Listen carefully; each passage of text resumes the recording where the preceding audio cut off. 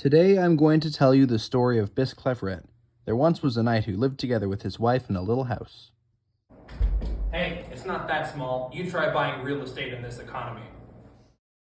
The two were very happy together, mostly, because you see, there was one key problem in their relationship.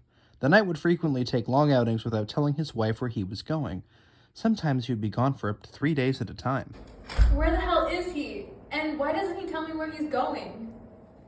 One day, the knight came back home with a happy look on his face. You cheated. What? Who cheated? The knight. I mean, come on. He's out for days at a time, comes back all giddy, and he doesn't tell where he's been? That's a textbook cheater right there. Yeah, if my man cheated on me, I'd slap him right in the face. It's interesting that you bring that point up.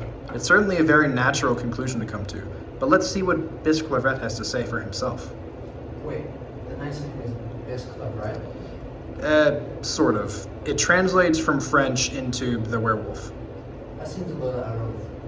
Wait a minute.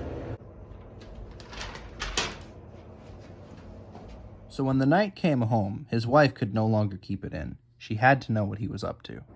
Honey, I have a question I want to ask, but I'm afraid you'll be mad at me. The knight was taken aback by this comment, but he wanted to assure his wife that he would do his best for her.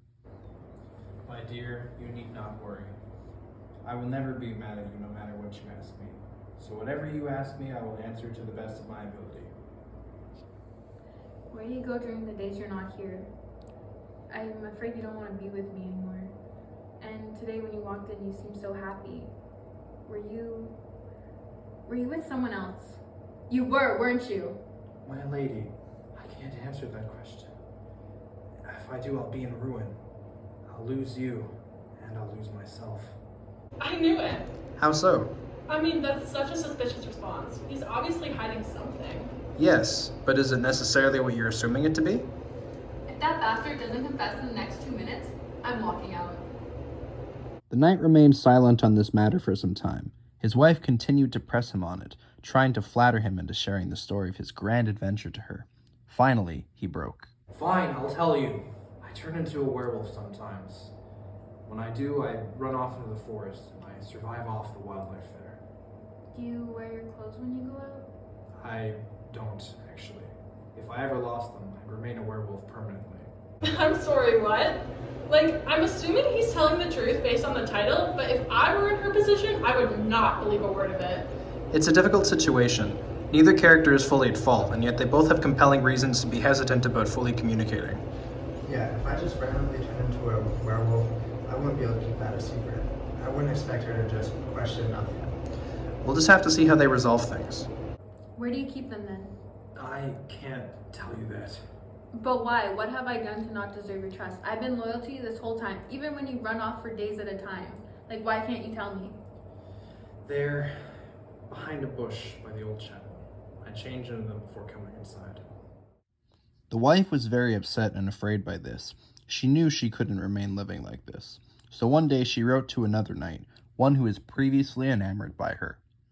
Dear Mr. Knight, I know you've been into me for a long time, and today you'll finally have your wish. I'm professing my love to you. I want you to come and live with me at my house. It's the little one next to the old chapel. Swing by around 8. P.S. I'll be making the bed ready for, And so the woman got engaged to her new love and told him the story of her old one. She hid away his clothes and sent him to the forest to find them.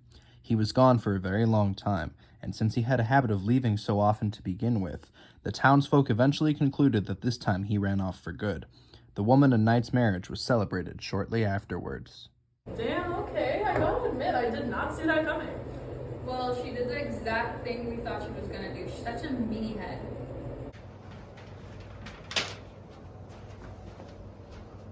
It certainly feels that way from the perspective of the story, as it focuses mostly on Bisclavret himself.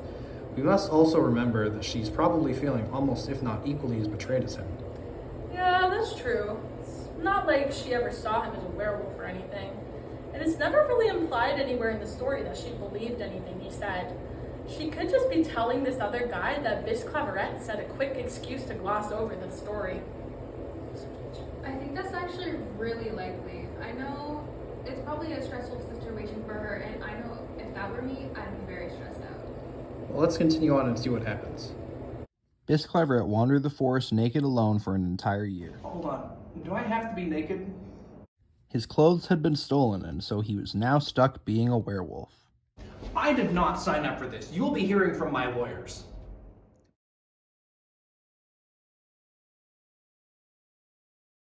Bisclavret remained alone until one day when the king went hunting. The huntsmen let loose their hunting dogs, and Bisclavret was chased around the forest all day. This is starting to get a little tiring. And he did not speak because he was, in fact, still a werewolf. Eventually, Bisclavret spotted the king, obviously recognizing him from his time as a knight. He ran toward the king to beg to be spared by the others. The king was quite surprised by this behavior. What is this? This wolf bowing to me. It's almost as if he was human, begging for mercy. The king called out to his men. Everyone, lay down your weapons. This beast means us no harm. He acts as though one of my own kingdom would. The king decided to retire from hunting for the day. That sounds like a splendid idea. Gentlemen, let us return to the palace. Last one back has to clean up the palace. And so Bisclavret returned home with the king. He never had any thoughts of running away. The only thing he feared was losing the king. The king also had a similar affection for Bisclavret. He was greatly pleased by the creature's manners and considered it to be a marvel of nature. Who's your good boy? Yes, you are. You're the good boy. Oh, here, go fetch. Well, something like that at least. Okay, so it looks like despite being a werewolf, this story's treating him as the same sort of being, just with different physical features. What exactly do you mean? I mean, that the werewolf in the story is shown to have compassion and loyalty and other emotions on similar levels to people. Yeah, but you also gotta remember one important detail with that. Bisclavret still hasn't seen his wife since she kicked him out. Yeah, you still might freak out on her. I feel like his behavior towards the king is largely because of the loyalty he already has as a knight. He's gonna kill her. Let's not get too far ahead of ourselves. Back to the story. Later on, the king decided to hold a royal court and asked that all of his subjects attend to assist him. The knight that had married Bisclavret's wife was among these subjects. As soon as Bisclavret saw the other knight, he attacked him. Called it. Shh. Sorry. Also, I gotta go. Bisclavret might have mauled the knight if it wasn't for the king threatening him with a stick. Stand down, you vicious beast! I can't have you maul my house guest. The others in the court who saw this happen were taken aback. They had never seen anything like this happen before. They suspected that Bisclavret had a reason for doing this, but couldn't come up with anything. The king decided to let him off this time. Is there some kind of Caesar Milan I could hire in this medieval kingdom? No? Shit. So he does have a high degree of control over his emotions. It's just certain things can make them too strong for him to handle. I mean, I've held a grudge before, but I've never physically attacked someone over it. I've imagined it, though. I said imagine. Anyways, I agree with your observations. Bisclavret is a prime example of how a monster falls into the in-between category. In this case, in between fully being a human and fully being a wolf. Now, let's see how the story concludes. Shortly after this, the king went hunting again, returning to the place where they first found Bisclavret. When it came time to retire for the night, the king went to rest in a quiet country lodging. What? We just got here. The next day, Bisclavret's wife went up to see the king and offer him a gift. However, Bisclavret saw her, and once again he attacked, this time tearing off his wife's nose. Alright, that does it. I've had more than enough of this creature who's biting my men. Guards, take him away! While everyone else had Bisclavret surrounded, one of the king's men noticed something peculiar.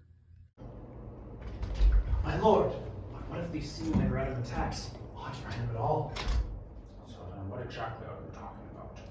What I mean is that there's a possible connection between these attacks. The only two people this wolf has attacked happen to be married, and one of them happens to be the ex-wife of a certain long-lost knight in your kingdom. Jesus Christ. Then what the hell are we going to do about it? Clearly our best option is to torture this woman into giving us information. I love it. Let's get to it right away. That seems a tad more partially at fault, but they don't really have enough evidence for it at this point. I mean, what happened to just asking politely? This is likely something that she was planning on keeping a secret, but their use of force here does seem a little harsh. Alright, fine. I hid his clothes from him after he told me he runs into the woods and becomes a wolf. He said he needed them to change back. Well, then go on, fetch his clothes. The wife ran off to get Bisclavret's clothes, and the king presented them before him. But Bisclavret didn't budge. Why isn't he moving? You there, inform me! Do you honestly expect one of your knights to just change in front of you? Send him and the clothes to your room and leave him alone for a while. It'll probably take him a long time, as he needs to undergo a total body transformation. You know, that's quite insightful. I might have to start paying you. And so, after taking some time alone, Bisclavret was finally a knight again. The king was overjoyed upon seeing this, and kissed him 100 times that day. That's too many times. I'm sorry, I can't do that. The wife was expelled from the kingdom, along with her current husband, the other knight. It was said that her children were very well known around the lands, for they were born without noses. And so marks the conclusion of Bisclavret. Now go tell the story to those who haven't heard it yet. Hey, that rhymes. Okay, I'm calling bullshit on that last part. If her nose was torn off by the wolf, her kids won't have genetically inherited that. It is a folktale from a long time ago. Odds are they didn't fully do the research on genetic abnormalities. But what did you think of the rest of the story? I still think that they treated the wife too harshly. I mean, she gets expelled from the kingdom just because she's not loyal to her, quite honestly, sketchy husband. I think there might be a religious background to her punishment, though. The story is from, the 12th century. Religious connotations are definitely possible, but the story being about Bisclavret, we are also inclined to root for him as the protagonist, despite him being the monster. That's actually a pretty interesting take on this script. I mean, the werewolf is being shown as the compassionate one, well, mostly, and the wife is being seen as the villain. There's also possible connections to other stories in the course, such as the wife who never eats. Seems we're now out of time. The reading response for this story is due at the end of the week. Have a great day, everyone.